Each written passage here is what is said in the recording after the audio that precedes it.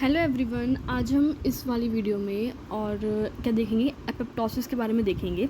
हमने नेक्रोसिस पढ़ लिया था और बीच में गैंग्रीन भी पढ़ा था। ठीक है, अब हम यहाँ देखेंगे एपोप्टोसिस के बारे में। इसमें बेसिकली क्या होती है, एपोप्टोसिस फिजियोलॉजिकल और पैथोलॉजिकल दोनों होती है। मतलब अगर हम बात करें नेक्रोसिस की तो केवल पैथोलॉजिकल थी वो, ठीक है। इसमें लेकिन दोनों आपको देखने को मिल सकती हैं, दोनों टाइप की हो सकती है, फिजियोलॉजिकल भी हो सकती है और पैथोलॉजिकल भी हो सकती है। अब इसमें क्या होता है, प्रोग्राम सेल डेथ देखने को मिलती है। मतलब सेल जो है अपना एलिमिनेशन बिल्कुल स्टेप बाय स्टेप कराता है, प्रोग्रामिंग के साथ कराता है। इसमें कोई भी इन्फ्लेमेशन आपको देखने को नहीं मिलेगी, ठीक है। किसी भी टाइप की इन्फ्लेमेशन नहीं है। जो कार्डिनल प्रिंसिपल्स मतलब कार्डिनल ना साइंस एंड सिम्टम्स हैं किसके, इन्फ्लेमेशन के, स्वेलिंग आ जाना, रेडनेस हो जाना और उसके बाद ईचिंग होना, हीट प्रोड्यूस होना, टेम्परेचर बढ़ जाना, वो सब इसमें नहीं देखने को मिलेगा।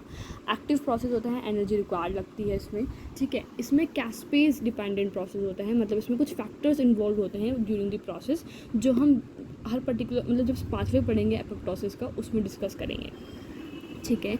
नेक्रोसिस और एपोप्टोसिस के कुछ हम डिफरेंस देख लेते हैं। ऑलवेज पैथोलॉजिकल होती है ये, ठीक है, और ये वाली क्या होती है, फिजियोलॉजिकल और पैथोलॉजिकल दोनों हो सकती है, ठीक है। अब उसके बाद अगर हम बात करें तो इसमें क्या होता है, ये एडजेसेंट ग्रुप ऑफ सेल्स को भी अफेक्टेड होता है। मतलब एक सेल जिसमें नेक्रोसिस चल रही है वो अपने आसपास के सेल्स को भी अफेक्ट कर देता है, लेकिन इसमें क्या होता है, सिंगल सेल अफेक्टेड होता है। जिस वजह से अगर आप लास्ट वाला डिफरेंस देखोगे तो उसमें क्या है, प्लाज्मा मेम्ब्रेन डिसरप्टेड हो जाती है इसकी, क्योंकि सेल ने अपने आसपास की सेल्स को भी अफेक्ट करा दिया है। लेकिन इसमें प्लाज्मा मेम्ब्रेन इंटैक्ट रहती है बिकॉज इसमें एक सिंगल सेल ही अफेक्ट हो रहा था, ठीक है। उसके बाद इसमें सेल साइज इंक्रीज हो जाता है बिकॉज इसमें इन्फ्लामेटरी रिएक्शंस देखने को मिलती है, स्वेलिंग देखने को मिलती है, इसलिए सेल साइज बढ़ जाता है। लेकिन इसमें क्या होता है, कोई भी इन्फ्लामेशन नहीं देखने को मिलती, जिस वजह से सेल श्रंकन होता चला जाता है, सेल बिल्कुल ख़त्म हो जाता है एक टाइम पर आकर। इसमें ये पैसिव होता है नेक्रोसिस और एक्टिव होता है apoptosis. A for active, A for apoptosis अगर याद रखना है सच तो आप याद रख सकते हो, ठीक है।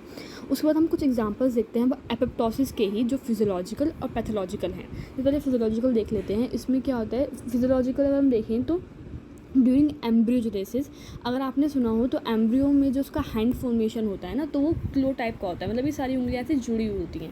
लेकिन अगर हम बात करें, हमारी फिंगर्स होती हैं अलग अलग, है ना, फिंगर्स हैं, तो बीच के जो सेल्स हैं हमारे सारे ये वाले, ये जो बीच में सेल्स होते हैं वो सारे एपोप्टोसिस के थ्रू क्या हो जाते हैं, वहाँ से हटाए जाते हैं बॉडी में। जब भी आपको वहाँ पे क्या देखने को मिलेंगी, फिंगर्स देखने को मिलेंगी। अदरवाइज आपको क्या देखने को मिलेगा, एक पूरा क्लोज हैंड देखने को मिलेगा जो उसमें फिंगर्स आपस में स्टिक होंगी, ठीक है। पहला एग्जांपल ये हो गया ड्यूरिंग एम्ब्रियोजेनेसिस। फिर हार्मोन डिपेंडेंट इवोल्यूशन होता है, मतलब एंडोमेटीरियम, आपने बात सुनी होगी, मेंसेस होती हैं, तो मेंस्ट्रुएशन साइकिल जब होती है तो उसमें एंडोमेटीरियम जो यूट्रस की इनर लाइनिंग है उसका ब्रेकेज देखने को मिलता है, वो भी एपोप्टोसिस का फिजियोलॉजिकल एग्जाम्पल है।